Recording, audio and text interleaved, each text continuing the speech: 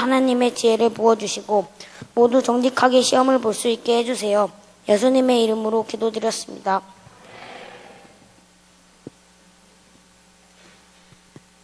우리가 무슨 일이든지 우리에게서 난 것 같이 만족은 만족할 것이 아니니 우리의 만족은 오직 하나님으로부터 나느니라. 고린도후서 3장 5절 말씀. 아멘. 저희가 이야기 하나 들려드릴게요. 옛날에 여자가 한 명 있었어요. 근데 이 여자는 일생에 한 번밖에 없는 결혼을 사기당했대요. 그것도 자기 아버지한테. 여차저차해서 결혼을 했는데 남편이 자기를 봐주지 않는 거예요. 이것은 그 여자의 노래입니다.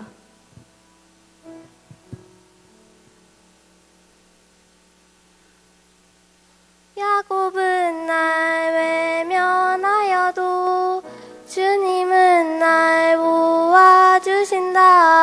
야곱은 날 무시하여도 주님은 날 들어주신다. 야곱은 날 떠나갔지만 주님은 나만 안으신다.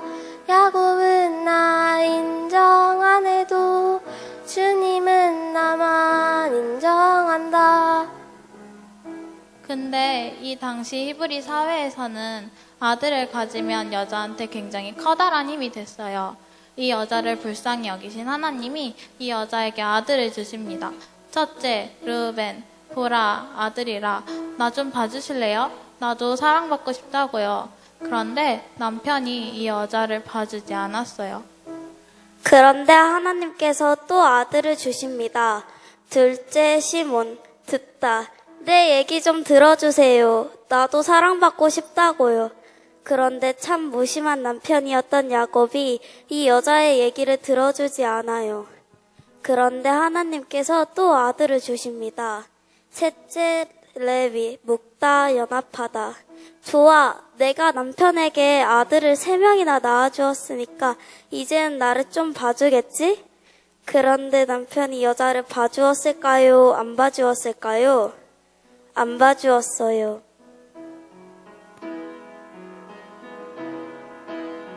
야곱은 날 외면하여도 주님은 날 모아주신다. 야곱은 날 무시하여도 주님은 날 들어주신다. 야곱은 날 떠나갔지만 주님은 나만 안으신다. 야곱은 날 인정 안 해도 주님은 나만 인정한다. 하나님이 또 아들을 주세요. 그런데 이번엔 이 여자의 반응이 달라요. 넷째, 유다. 찬양이라는 뜻이에요. 이제는 여자가 알게 돼요. 아, 진정한 행복은 사람한테서 나오는 게 아니구나. 아, 진정한 행복은 내가 뭘 성취했다고 나오는 게 아니구나. 진정한 행복은 남편한테서는 나올 수가 없구나. 진정한 행복은 하나님한테서 나오는구나. 샬롬 유다 내게 행복을 주신 분께 샬롬 유다 나를 사랑한다는 분께 샬롬 유다 나를 좋아하시는 분께 샬롬 유다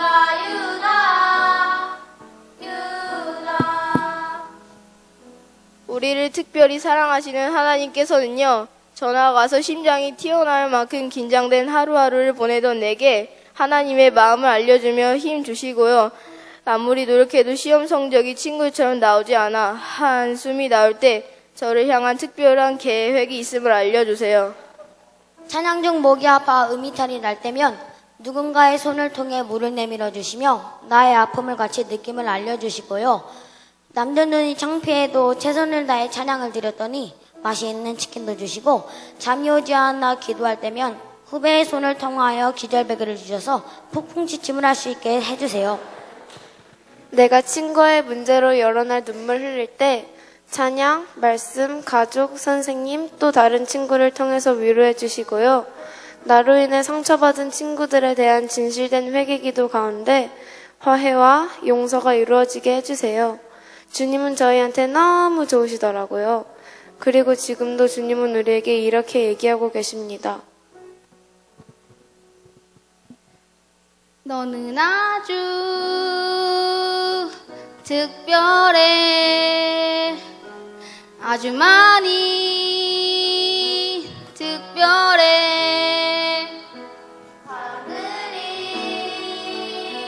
모래도 넌 내게 특별해. 아무리 세상이 나를 외면하여도 우리의 행복 되시는 주님께 감사하며 살아갈 수 있길 소망합니다. 그것이 우리가 주님께 의지하는 삶입니다. 그리고 우리도 이 특별한 사랑을 주님께 돌려드릴 수 있길 소망합니다.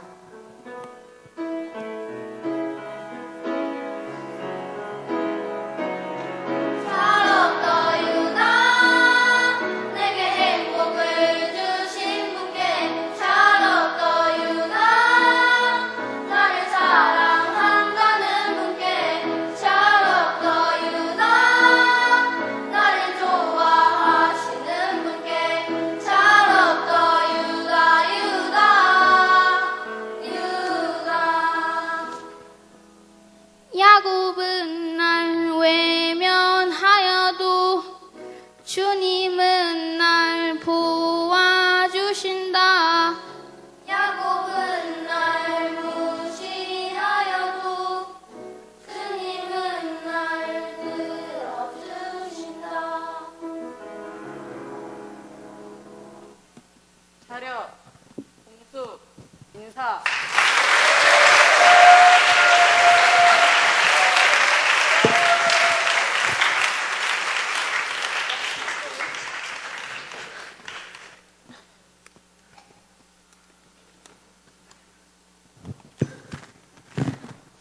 기도하시겠습니다. 하나님 아버지, 오늘 저희 6학년이 최선을 다해 주님께 찬양으로 주체 예배를 올려드렸습니다. 저희가 부족한 부분이 많지만 기쁘게 받으셨기를 바랍니다. 그리고 저희가 드리는 헌금도 기쁘게 들이 좋은 일에 쓰여지게 해주세요. 오늘 말씀 전해주시는 목사님께 성령의 은혜를 부어주시고 저희가 목사님 말씀도 잘 듣고 졸지 않고 집중하게 해주세요. 그래서 많은 은혜를 받게 해주세요. 예수님의 이름으로 기도드립니다. 할렐루야. 오늘 우리 6학년들을 통해서 하나님이 여러분들을 사랑하심을 느끼십니까? 정말 이 메시지가 다른 사람을 위한 메시지가 아니라 우리 여러분들 한 사람 한 사람을 위한 메시지이기를 축복합니다. 말씀 보겠습니다. 우리 요한복음 20장 우리 26절부터 29절까지 함께 보도록 하겠습니다.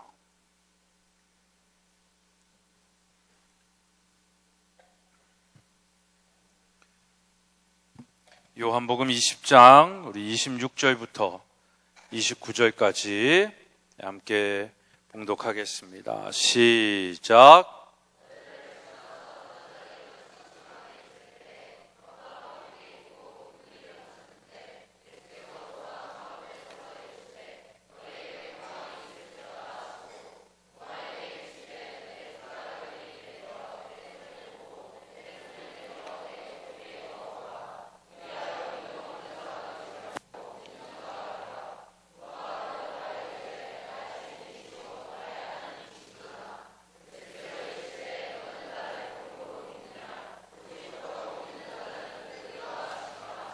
아멘.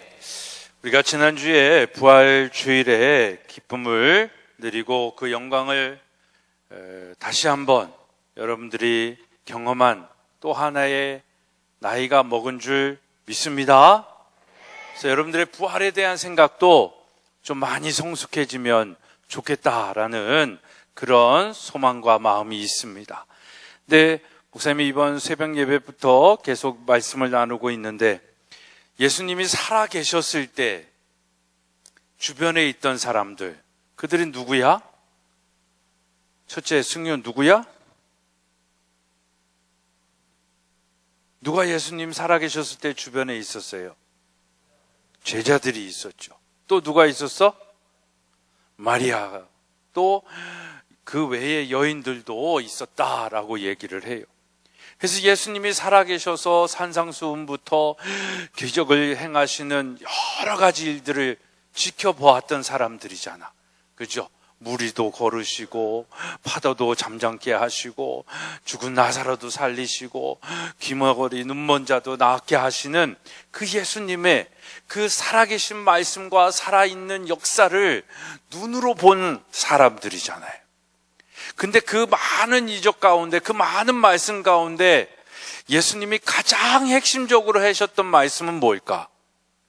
장현아, 뭘까? 예수님이 이 땅에 살아 계셨을 때, 오셔서 하나님의 사역을 감당하시면서 가장 그 마주치는 사람들에게 주고 싶었던 메시지가 뭐였을까? 사랑. 사랑인데 뭔 사랑? 뭐였을까? 예수님이 여러분들에게 주고 싶은 메시지가 뭘까? 사랑?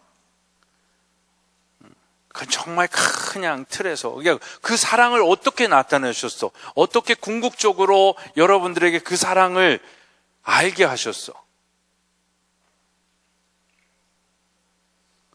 이걸 하심으로? 죽으심으로, 그 사랑을 알게. 근데 그건 보이신 거고, 메시지로 여러분들에게, 그 살아있는 옆에 있는 사람들에게, 하셨을 거 아니야. 말씀하셨잖아. 근데 어떤 말씀을 하셨겠지? 이렇게 했어. 이걸로 끝나는 거야? 나 죽을 거야. 그 다음에 어떻게 해야 된다라는 메시지가 있었을까? 그래요. 죽지만 부활. 근데 왜 죽어? 예수님이 잘못해서 죽었어? 뭐 때문에 죽으셨어? 나의 죄 때문에 죽지만 내가 너의 죄를 사하기 위하여 대신 그 형벌을 받아 죽지만 나는 죽음으로 끝나지 않고 너희들을 사랑하기 때문에 어떤 존재가 된다? 부활의 존재가 된다 라는 메시지를 얼마나 많이 말씀하셨을까? 암시해서 말씀하시기도 하고 비유로도 말씀하시기도 하고 직접적으로 말씀하시기도 하고, 예수님이 죽는다고 하니까 베드로가 안 돼요, 죽지 마세요 하니까 그 베드로를 뭐라고 얘기했어? 사단의 자식이다 라고도 얘기하면서 예수님이 우리를 향한 구원의 손길, 그 하나님의 사랑을 나타내는 것을 방해하지 못하도록 하셨어요. 그렇게 강조하시면서 말씀하신 게 뭐야? 난 죽지만, 너의 죄를 감당하고 사하기 위하여 죽지만 죽음으로 끝나지 않고 어떻게 한다? 살아날 거야. 다시 살아날 거야 라고 말씀하셨어요. 근데 살아나신 다음에 일어난 그 행적 속에 그 제자들과 그 막달라 마리아의 그 기사들을 우리가 살펴봤을 때, 말씀을 돌이켜봤을 때, 그들은 예수님의 부활, 죽으심은 목도했지만, 눈으로 봤지만 부활하심은 믿었어요? 안 믿었어요? 안 믿었어요. 그러니까 막달라 마리아도 시체 썩은 냄새를 없애기 위하여 향유를 가지고 무덤에 올라갔어. 무덤에 올라갔더니 시체가 있었어요? 없었어요? 없었어요. 없어가지고 막 설레발 떨면서 제자들에게 나면서 시체가 없어졌어요. 시체가 없어졌어요. 라고 했을 때만 해도 제자들은 그 막달라 마리아의 이야기를 믿었어? 안 믿었어? 안 믿었어요. 너 미쳤구나. 드디어 예수님이 가시니까 너도 갈라 그러는구나. 막 이런 생각을 했는지도 몰라요. 그래서 그걸 믿지 않았어. 믿는 사람이 한 사람인데라도 있었으면 뭐라고 얘기했을까, 승유야? 시체가 없어졌어. 그러면 그걸 믿는 사람들이면 뭐라고 얘기했을까? 그렇죠. 와, 진짜 예수님이 살아나셨나 보다. 기뻐했어야 되잖아. 근데 기뻐함으로 그걸 반응한 게 아니라 다 무덤에 올라가서 진짜 시체를 도둑 맞았나 확인을 한 거예요.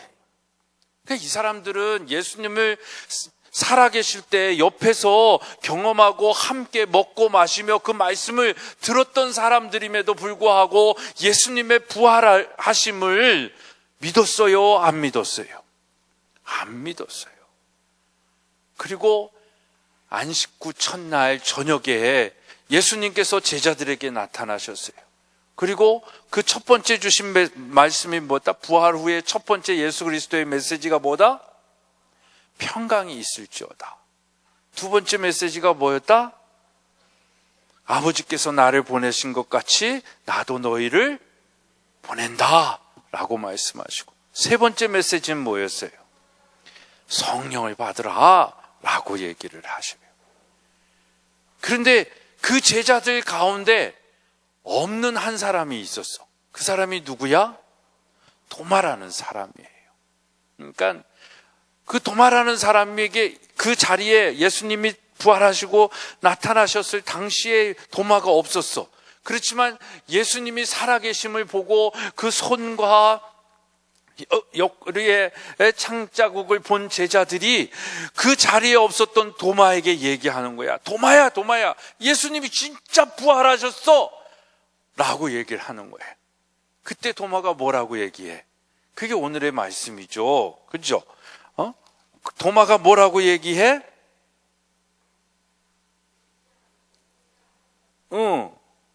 그 말씀은 아니었구나. 그죠? 우리 25절 말씀. 시작.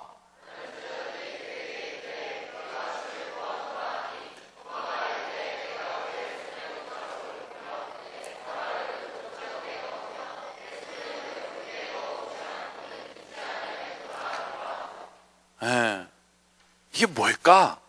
우리에게 이런 믿음이 있을까 없을까? 우리가 말하는 믿음, 나 교회 다녀요, 나 믿음이 있어요 라고 하는 믿음 가운데 이 도마와 같은 믿음이 여전히 있어요. 어떻게 보면 오늘날 더 많아. 그러니까 도마의 믿음이다라는 것은 뭐야? 내 기준 속에서 이해되어진 것만 믿겠다라는 거예요. 오늘날 사람들처럼 과학으로 증명된 것만 믿겠다라는 거예요. 고린도후서 5장 7절의 말씀을 보면 우리는 무엇으로 사느냐라고 했을 때 우리는 믿음으로 살지 보는 것으로 살지 않는다라고 말씀하세요. 그런데 지금 사람들은 보는 것으로 사는 거예요. 보는 것에 의하여 사는 거예요. 그 보는 것이 사실이고 보는 것이 증명된 팩트이기 때문에 그것에 의지하여 사는 거예요. 그런데 성경은 뭐에 의해서 산다라고 우리에게 얘기해? 믿음에 의해서 산다는 거예요. 근데 도마도 믿음이 있었는데 도마가 가지고 있는 믿음은 지극히 자기중심적인 믿음이에요. 자기가 이해되어진 것만 믿고 자기가 아는 것만 믿고 자기가 본 것만 믿는 거예요. 그러니까 자기가 보지 못했어. 예수님이 그 다른 제자들에게 나타나셔서 그의 창에 찔린 자국과 손의 자국을 보여주셨어. 예수님이 부활하셨어. 그렇게 친구 제자들이 얘기하는데도 도마는 믿지 않는 거예요. 그래서 도망가 봐. 도무지 믿지 않는 도망가 봐. 웃자고 하는데 그냥 지들끼리만 놀아 그냥. 도무지 믿지 않는 도마예요. 그러면서 도마가 뭐라고 얘기하는 거야? 나는 내가 직접 그의 손자국에 손을 넣어보고 그의 창자국에 손을 넣어보지 않고서는 믿지 않겠다라고 얘기하는 거예요. 여러분들 믿음이 그런 믿음 되지 않기를 바랍니다. 진짜요. 오늘날 이 포스트모던 시대의 여러분들은 중심에 사는 사람들이거든. 그러니까 포스트모던 시대는 진리가 없다 하는 세상이에요. 그 진리가 누구다라고 얘기하냐면 나다 라고 얘기하는 세상이에요. 모든 문화의 컨텐츠 안에 밑바닥에 흐르는 메시지는 네가 주인이야, 네가 신이야, 네가 증명되지 않은 것은 믿지 마, 네가 말하는 게 진리야, 네가 신이야 라는 세상이에요.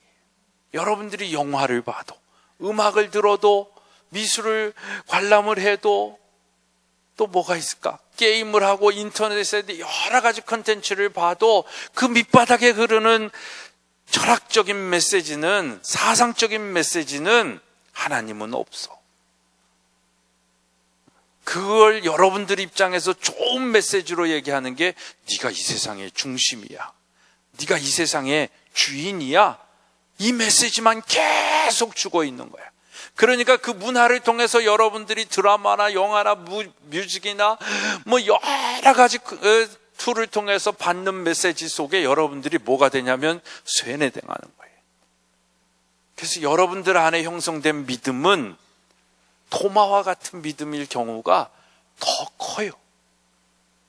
그래서 계산으로 계산돼 가지고 나한테 이익이 없어, 그러면 이건 믿음이 아니야. 아멘 안 해, 노멘 하는 거야. 틀렸다라는 거야. 틀리거나 말거나 나는 그거는 내가 받아들일 수 없다라고 얘기를 하는 거예요. 그게 오늘날 도마와 같은 믿음의 모습이고 믿음의 생각이에요. 근데 여러분, 정말 그런 도마를 향해서 예수님이 뭐라고 얘기를 해? 우리 29절 한번 읽어볼까요? 시작.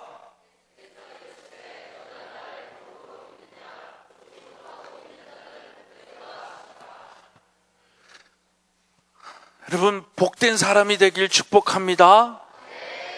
그러려면 어떤 사람이 돼야 돼? 보거나 보지 못하거나 뭐 있는 사람이 돼야 돼? 믿음 있는 사람이 돼야 돼. 정말 여러분들 믿음 있는 사람이 되기를 부탁하고 축복합니다. 진짜 예수를 믿어야 돼. 근데 믿는데, 그럼 믿는다라는 게 뭘까? 뭘 믿는 거야 우리는? 그걸 한번 오늘 얘기하자라는 거예요. 우리가 믿는다라고 했을 때는 뭘 믿는다라고 얘기하냐면, 하나님이 구원의 은혜를 베풀어 주신 것, 그걸 우리가 받아들이는 것, 이걸 뭐라 그런다? 믿음이다라는 거예요. 믿음이 뭐다? 하나님이 구원의 은혜를 나에게 베풀어 주신 걸 받아들이는 것, 수용하는 것, 그걸 믿는 거예요. 그걸 믿음이다라고 얘기해. 다시, 믿음이란 뭐다? 11학년, 똑똑한 11학년. 시작.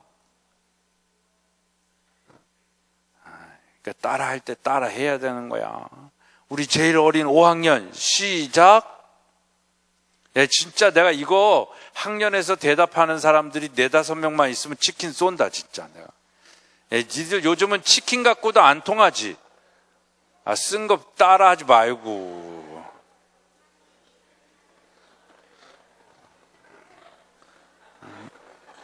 해봐. 시작. 뭐라는 거야? 해봐.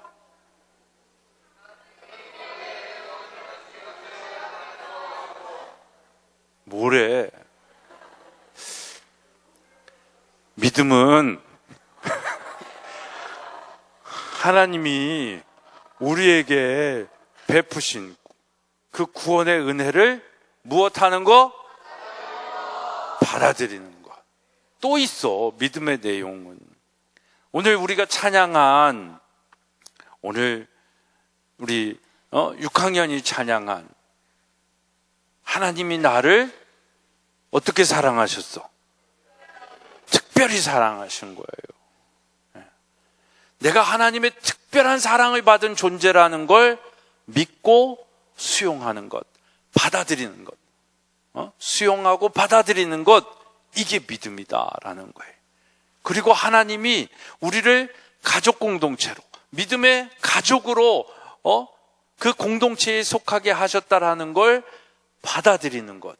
이게 뭐다? 믿음. 자, 믿음의 내용 3가지를 하면 내가 정말 치킨 그 이상의 것을 쏜다. 해봐. 하나, 둘, 셋, 넷, 5, 끝.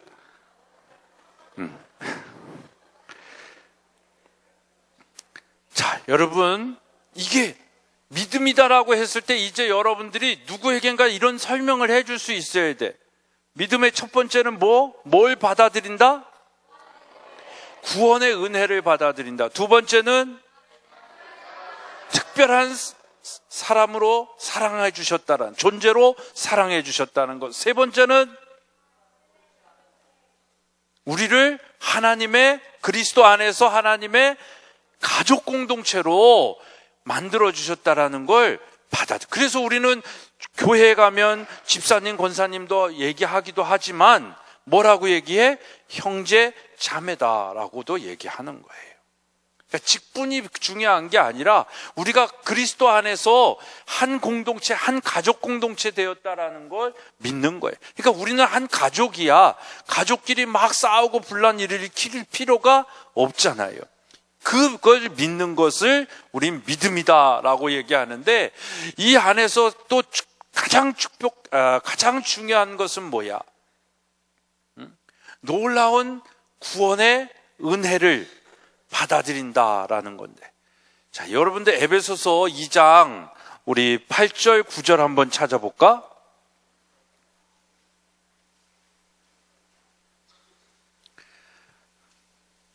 에베소서 2장 8절 9절.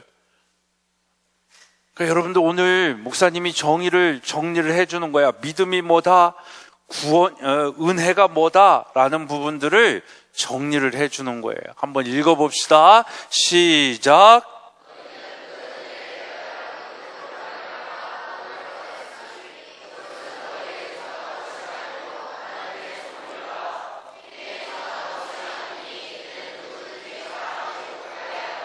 자, 예수 그리스도께서 죽으시고 부활하신 이유가 뭐야? 우리를 구원하심이잖아. 그치?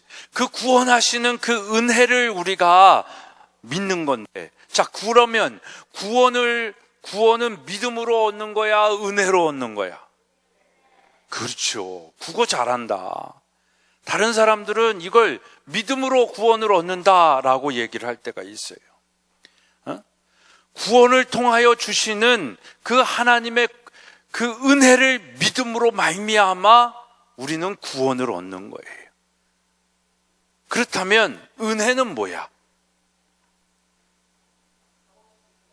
그렇죠. 값없이 주는 것. 근데 그런다고 치킨이 너희 학년한테 가지는 않아. 값없이 주시는 것이 은혜인데, 그건 일반적인 개념의 은혜라고 얘기한다면, 우리에게, 그리스도인들에게 있어서, 기독교에 있어서 은혜는 그럼 뭘까?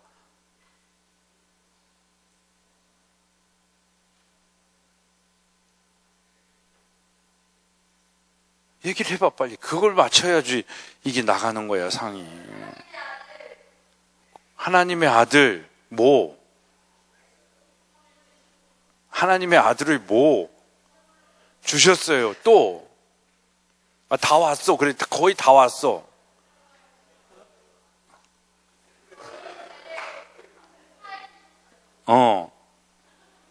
다시 한번 은혜라는 개념을 저 오빠가 얘기한 거하고 네가 얘기한 거 이렇게 딱 정리해서 해줘 봐봐.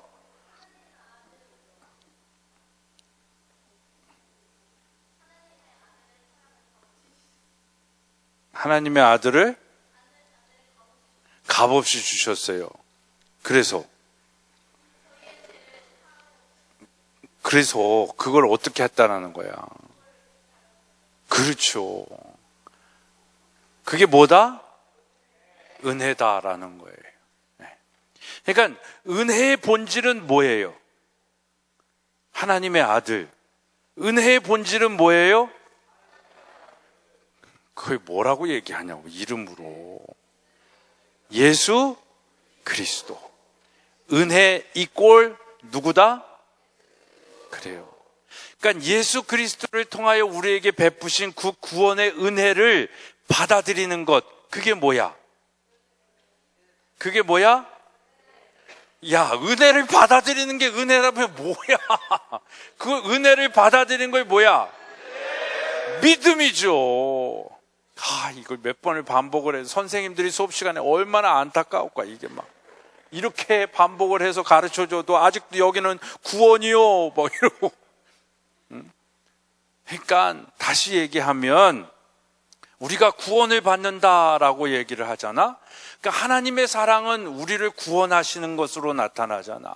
근데 그 구원함에 우리의 노력이나 우리의 공로가 필요해요, 안 필요해요? 안 필요해요. 왜 안 필요해요?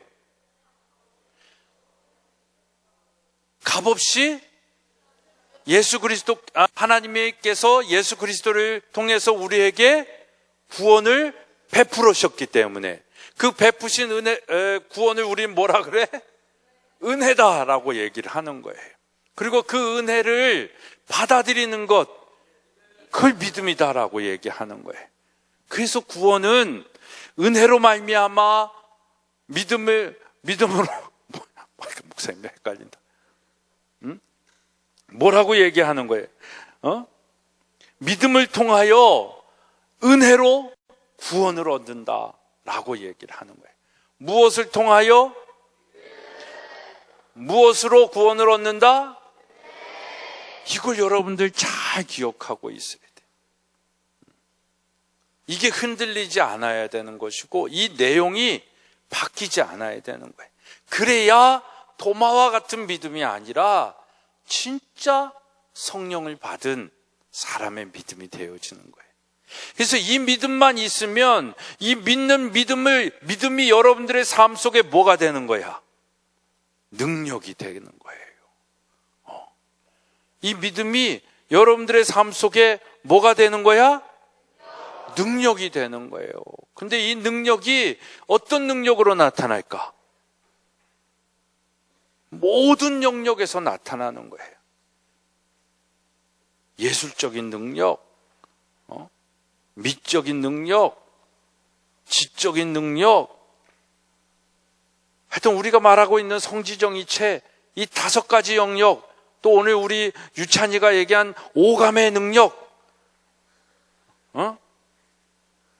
이 모든 우리 안에 있는 것들이 다 능력으로 나타날 수 있는 거예요. 그래서 바울이 뭐라고 고백해? 에베소서 4장, 빌립보서 4장 13절에 내게 시원아, 누구 안에서 주무신다고? 4장 13절 시작. 내가 모든 것을 다 할 수 있는 능력이 어디에 있어? 그리스도 안에 있는 거예요. 그래서 그리스도를 믿는 그 믿음이 여러분들에게 삶의 능력이 되는 거예요. 이 믿음이 얼마나 귀한 거야. 근데 우리는 너무 값없이 받아. 너무나 귀한 생명인데 그걸 값없이 받았어. 그래서 그 값없이 받은 것이 얼마나 귀중한지를 모르고 그냥 있어도 그만, 없어도 그만으로 생각하는 거예요. 그래서 우리 안에 뭐가 없어? 뭐가 없어? 당하나? 이게 없어? 뭐가 없어? 야, 니네들은 진짜 담대하다. 내가 이렇게 설교를 하고 있는데도 여전히 막 이렇게 건너가면서 막 장난치고 커뮤니케이션이 이루어지는가 봐. 뭘 질문했지 내가? 그걸 가장 귀중한 생명을 값없이, 대가 없이 받으니까 뭐가 없어, 우리 안에? 감사가 없어요.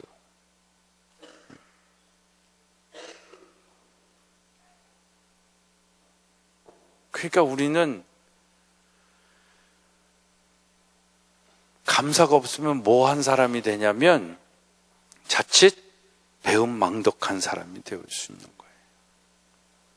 오늘날 교회 다니는 사람 가운데 이 믿음이 없고 이 은혜를 모르고 그래서 믿음 없는 도마와 같은 사람이 돼가지고 자기 것만을 주장하고 있는 이기적인, 자기중심적인, 자기가 하나님이 되어버린 그런 종교인들이 얼마나 많은지 몰라요. 목사님은 여러분들이 그런 사람들이 안 됐으면 좋겠어. 그 사람들은 이 은혜가 뭔지, 믿음이 뭔지, 무엇으로 구원을 얻는지, 자칫 어떤 사람들은 뭐라고 얘기하라? 목사들 가운데서도 믿음으로 구원을 얻는다 라고 얘기하는 사람도 있어요. 우리는 이제 분명히 얘기할 수 있지. 우린 무엇으로 구원을 얻는다? 은혜. 은혜는 뭐다? 그렇지. 그게까지 나와야 되는 거야. 무엇으로 우리는 구원을 얻는다? 그 은혜는 뭐다? 그래요. 그 예수 그리스도라는 그 이름 아래 그 하나님의 사랑과 예수 그리스도의 죽으심과 고난과 나의 죄의 문제를 해결하시기 위한 그 사랑과 그 모든 것이 담겨져 있는 거예요. 그 이름 안에. 그래서 그 이름은 비밀이에요. 그 이름은 능력이에요. 그 이름은 찬양이 되어지는 거예요. 그 예수 그리스도가 여러분들에게 은혜가 되어지는 거예요. 그리고 그 은혜인 예수 그리스도를 뭘 하는 거야? 믿는 거예요. 그 예수 그리스도를 통하여 우리를 구원하심을 뭐 하는 거야? 믿는 거예요. 이게 진짜 여러분들이 구원받은 자의 신앙 고백이 되는 거예요. 그 고백 위에 하나님께서 성령을 부으시면 여러분들이 무엇을 하거나 무슨 일을 하거나 어디에 거하거나 그 성령의 능력으로 이 세상을 정복할 자들이 되는 거예요. 이 세상을 다스릴 자들이 되는 거예요. 여러분들이 가는 곳마다 거하는 곳마다 생육하고 번성하여 하나님의 역사가 나타나는 거예요. 아멘? 위대한 사람이라니까. 그러니까 하나님이 여러분들을 기가 막히게 사랑하시는 거야. 특별히 사랑하시는 거야. 근데 그 사랑이 여러분 한 사람의 힘으로 안 될 수도 있고 힘들 수도 있고 때로는 지치기도 하고 위로받으니까 우리를 어떤 공동체로 만들어주셨다? 가족 공동체로 만들어주신 거예요. 6가지 육상 기억할 때는 뭐로 연결이 됐어? 끈으로 연결이 되는 거예요. 네트워킹이 되어지는 거예요. 네트가 쳐져 있는 거야. 그래서 어떤 방해하는 세력들이 와도 단단하게 그 네트가 쳐져 있어가지고 뚫지를 못하는 거야. 그게 여러분들의 공동체예요. 그게 여러분들이 선후배가 연결되어져 있는 힘이에요. 여러분들이 정말 예수 그리스도를 도마와 같이 믿지 않고 성령 오순절 다락방에서 성령 받은 제자와 같은 그 믿음의 사람들이 되기만 하면 그 복음으로 로마를 정복하고 정말 땅 끝에 선교사님들이 우리 선생님 지웅인가? 지웅이 소감문이었던 것 같아. 그 세계 선교 역사 기념관이었지. 거기 갔는데 거기 이렇게 뚱 둘러가지고 선교사님들의 이름들이 싹 써 있잖아. 목사님도 그 이름들을 쫙 봤어. 야, 근데 그런 생각을 못했는데 지웅이 소감문 읽어보면서 이 이름만 봐도 감동을 받는 이 마음들이 있구나. 그래서 목사님 그 글을 읽으면서 목사님은 진짜 감동을 받았어.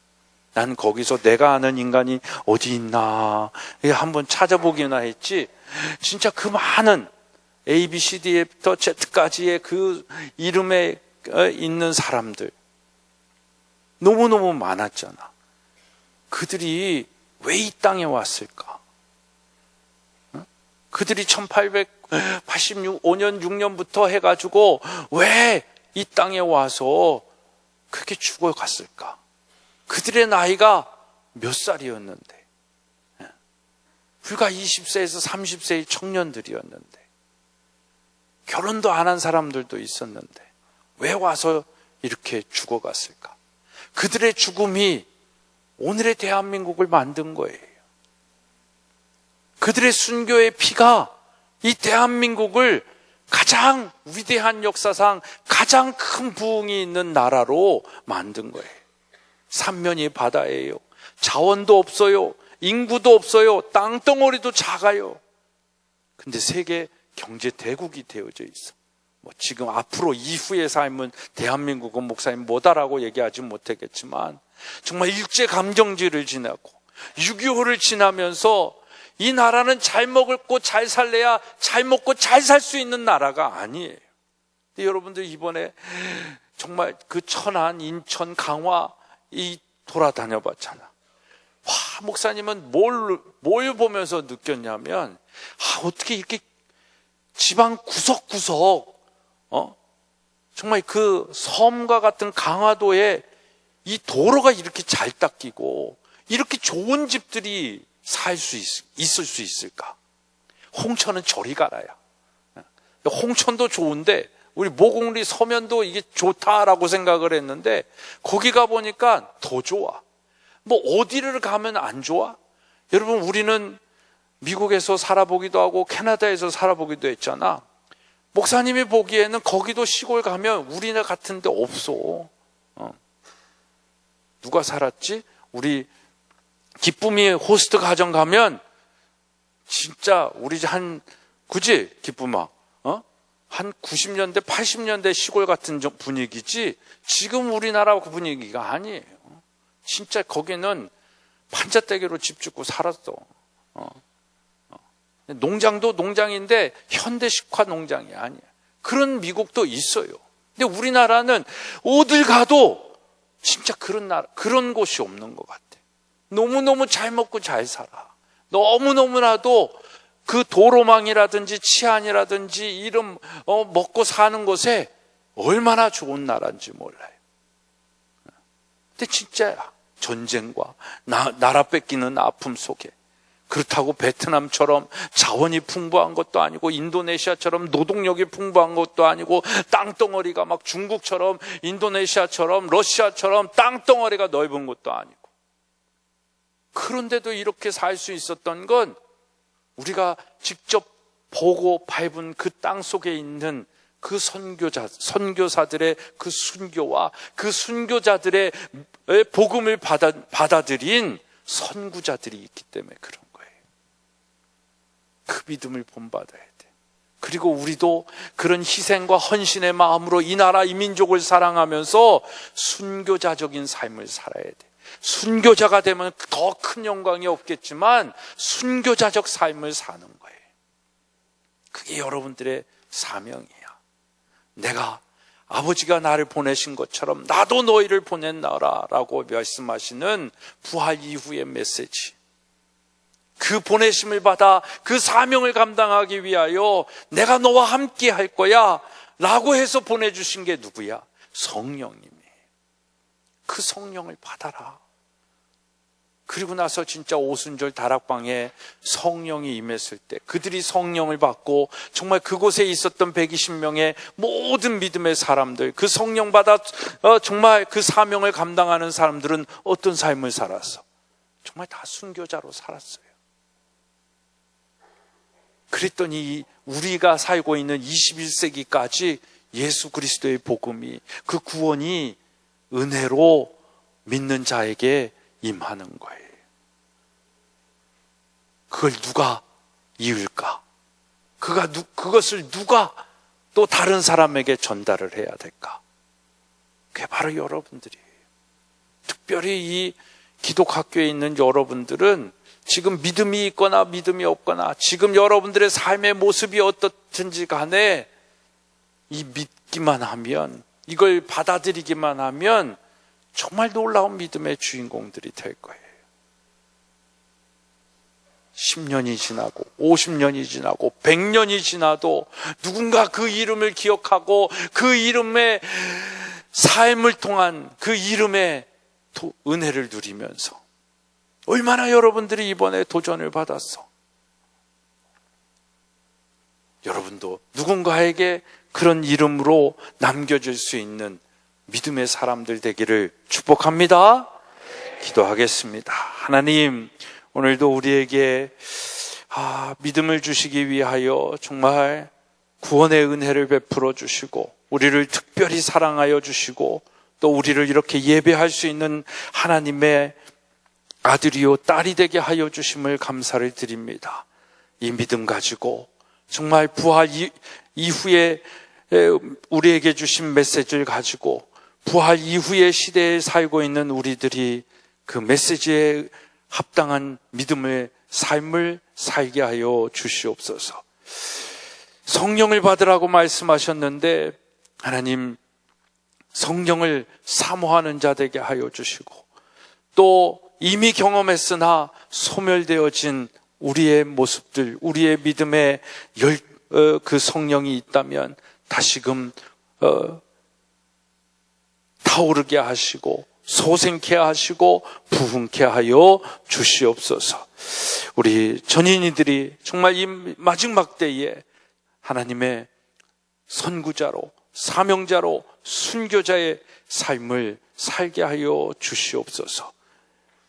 이를 위해 열심히 미래를 준비하고 책을 읽고 언어적 능력을 갖추고 각자에게 하나님이 주신 달란트의 그 능력을 개발할 수 있는 귀한 믿음의 교육의 현장이 되게 하여 주시옵소서. 감사드리며 예수님의 이름으로 기도드리옵나이다. 아멘.